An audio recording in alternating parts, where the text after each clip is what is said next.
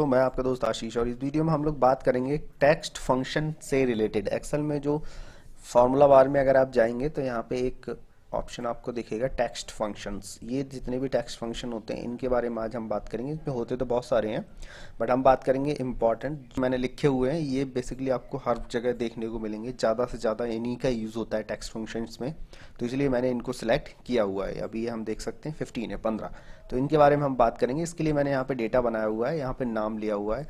अच्छा, text function में सबसे पहले हम लेन एंड ट्रिम पे बात करते हैं। ये डेटा बना हुआ है, इस डेटा में आप देख रहे होंगे नेम के बीच में अननेसेसरी स्पेस पड़े हुए हैं, आगे पीछे भी स्पेस पड़े हुए हैं। तो इस तरह का अगर कोई बिगड़ा शिगड़ा सा डेटा होता है तो उसको हम ठीक से कैसे हम ऐसा बनाएं कि हमारे लिए वो डेटा यूजफुल हो जाए। ठीक है, तो लेन का जो फॉर्मूला होता है, लेन का मतलब होता है लेंथ। ठीक है, कि वो जो फॉर्मूला है, जो आपने सेल सेलेक्ट किया है उसमें कितने कैरेक्टर हैं उसका नंबर वो निकाल के देता है। ये लेंथ फॉर्मूला का काम होता है।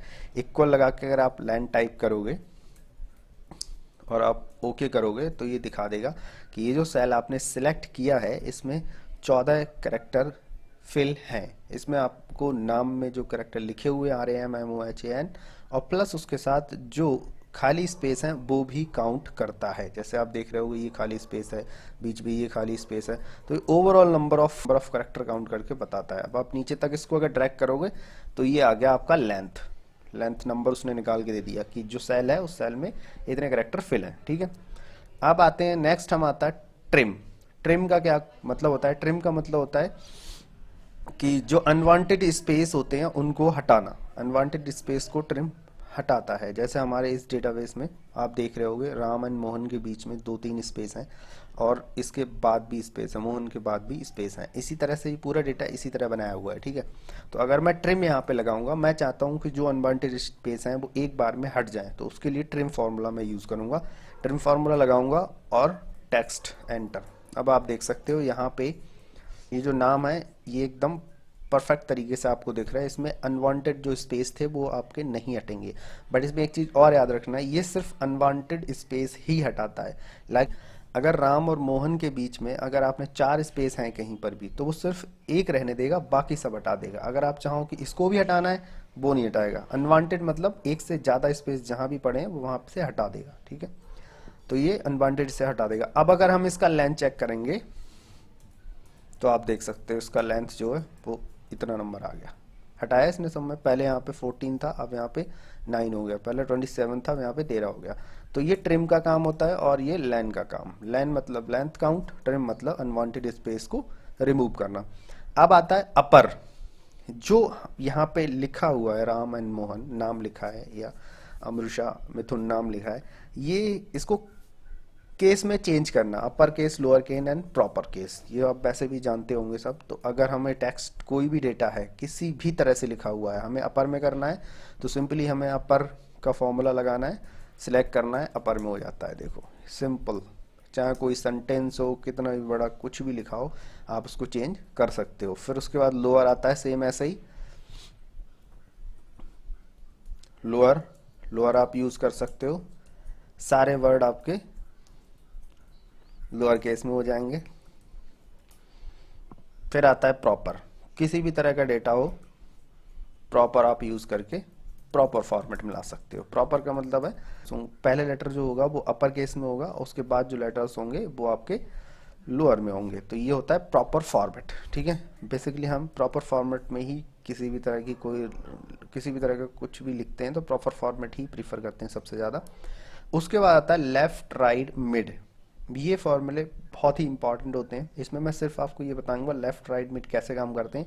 इससे हम क्या क्या निकाल सकते हैं उसके लिए मैंने एक सेपरेट वीडियो बना रखी है, आपको आई बटन पर क्लिक करके मिल जाएगा और लिंक डिस्क्रिप्शन में भी मिल जाएगा। लेफ्ट राइट मिड कैसे काम करता है?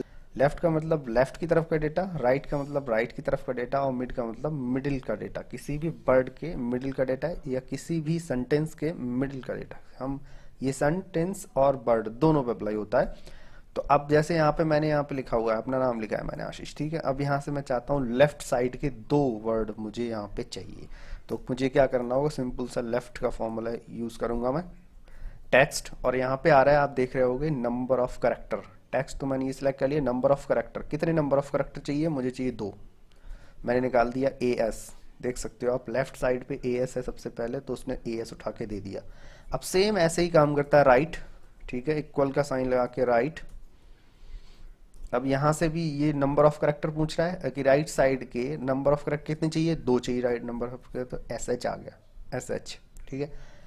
उसके बाद यहाँ पे आता है मिड। मिड का जब हम लगाएंगे, अब मिड में यहाँ पे दे रहा है पहले, सबसे पहले टेक्स्ट, तो मैंने टेक्स्ट सेलेक्ट कर लिया, ठीक है। अब यहाँ पे ये दे रहा है स्टार्ट नंबर, कि कौन से नंबर से स्टार्ट करे डेटा को पिक करना।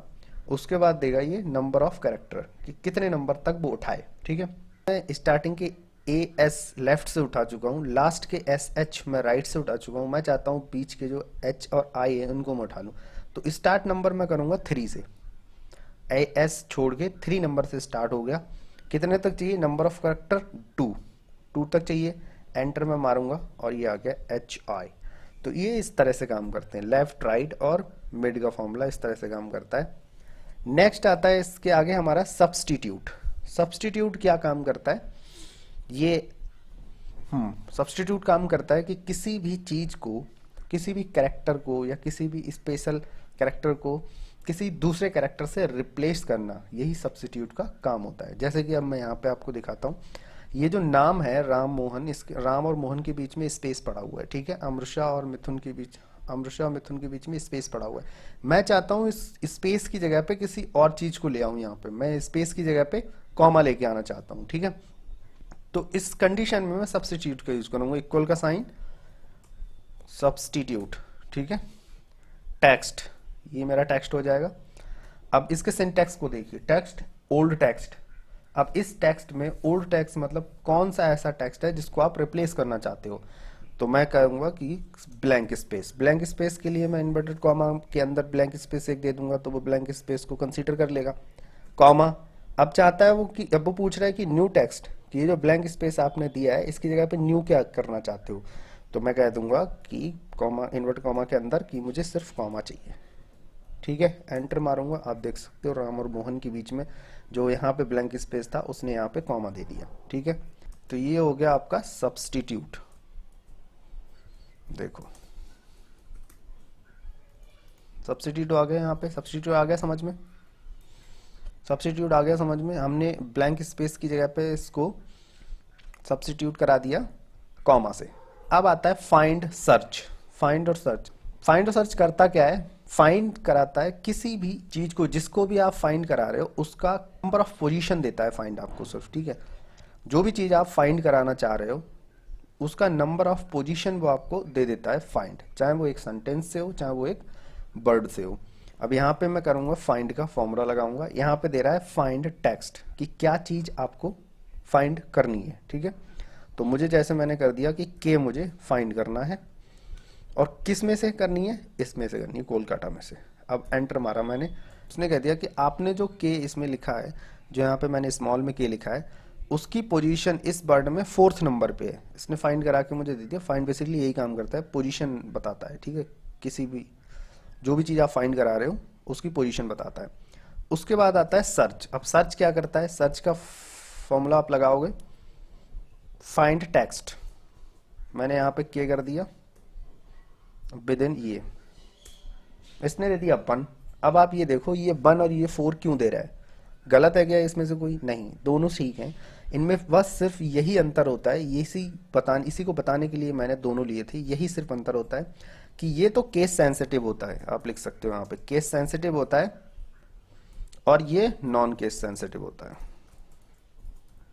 समझ रहे हो, केस सेंसिटिव मतलब यहाँ पे आपने स्मॉल में के दिया है, तो उसने स्मॉल में जहां पे के मिला है उसका नंबर आपको निकाल के दिया है, नंबर 4।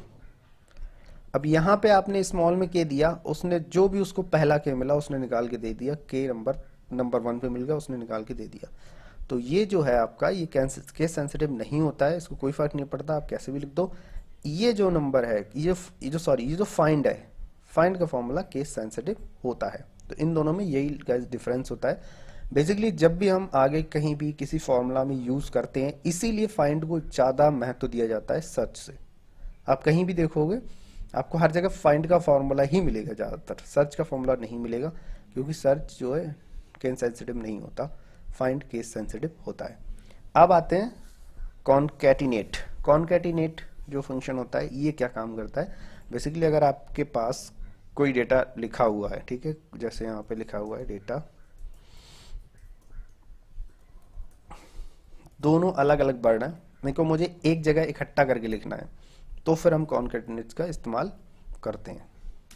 कैसे, यहाँ पे इसका अगर आप देखोगे सिंटैक्स टेक्स्ट 1 और टेक्स्ट 2, ये क्या करता है, दो टेक्स्ट को आपस में जोड़ देता है, इसी को कॉन्कैटिनेट कहते हैं। टेक्स्ट 1 मैंने सेलेक्ट कर लिया, अब टेक्स्ट 2 भी मैं सेलेक्ट कर लूंगा और एंटर करूंगा, ये देखो यहाँ पे मैंने ये जोड़ दिया। अब मैं चाहता हूँ कि इस टेक्स्ट 1 और टेक्स्ट 2 के बीच में इसने ना तो कोई स्पेस दिया ना तो कोई जगह दी, अब मैं चाहता हूँ कि इसके बीच में मुझे एक स्पेस चाहिए, ठीक है, तो मुझे क्या करना है, जो यहाँ पे टेक्स्ट 2 है यहाँ पे मैं खाली स्पेस को डाल सकता हूँ। कैसे, इन्वर्टेड कॉमा के बीच में एक खाली स्पेस डाल दूंगा बस, और अगली वाली वैल्यू को टेक्स्ट 3 में पहुंचा दूंगा, एंटर मारूंगा, ये आपका हो गया एक खाली स्पेस, ठीक है। यहाँ पे वो एक्स्ट्रा इसलिए दिख रहा है क्योंकि यहाँ पे मैंने लगा दिया है। तो ये हो गया कॉन्कैटिनेट। अच्छा, अब रिप्लेस क्या काम करता है, रिप्लेस जैसे हमने ऊपर यहाँ पे कोलकाता लिखा हुआ है, अब कोलकाता को जैसे, अब इसमें से स्टार्टिंग के जो दो लेटर हैं इसके CO, इनको मैं रिप्लेस करना चाहता हूँ किसी दूसरे लेटर में, जैसे लाइक AB में रिप्लेस करना चाहता हूँ, तो मैं इसको रिप्लेस करता हूँ रिप्लेस फॉर्मूला के थ्रू।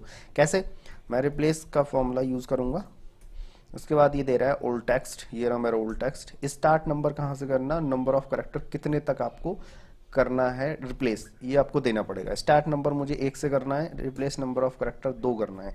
अब न्यू टेक्स्ट यहाँ पे क्या करना चाहते हो आप, यहाँ पे ये देना पड़ेगा, जैसे मैं यहाँ पे A और B कर दूंगा, ठीक है, इन्वर्ट कॉमा क्लोज, एंटर मार दूंगा। अब यहाँ पे आप देख सकते हो ABLKATA हो गया, कोलकाता से स्पेलिंग इसकी गलत हो गई, ठीक है।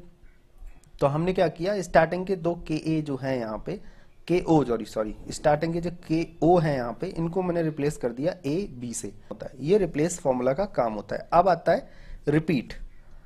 रिपीट का काम क्या होता है, किसी भी वर्ड को, किसी भी लेटर को, किसी भी सेंटेंस को जो कि एक सेल में लिखे हुए हैं, उनको आप रिपीट मोड में लिख सकते हो, जितना आप चाहो उतना, जितना नहीं, मतलब एक्सेल की लिमिट होती है 255 की, तो आप 255 तक आप रिपीट मोड में लिख सकते हो उसको। जैसे हम यहाँ पे रिपीट कोलकाता लिखा है, रेक्स हो गया। अब यहाँ पे आपको नंबर ऑफ टाइम पूछ रहा है, अब ये पूछ रहा है कि जो भी आपने डेटा सेलेक्ट किया है इसको कितनी बार आप रिपीट कराना चाहते हो, ठीक है। तो अब मुझे जितना नंबर मैं यहाँ पे दे दूंगा, लाइक मुझे 3 बार रिपीट कराना है, 3 बार हो गया। मैं चाहता हूँ कि इसको मैं 100 टाइम रिपीट कराऊंगा, तो ये 100 टाइम रिपीट हो जाएगा, आप देख सकते हो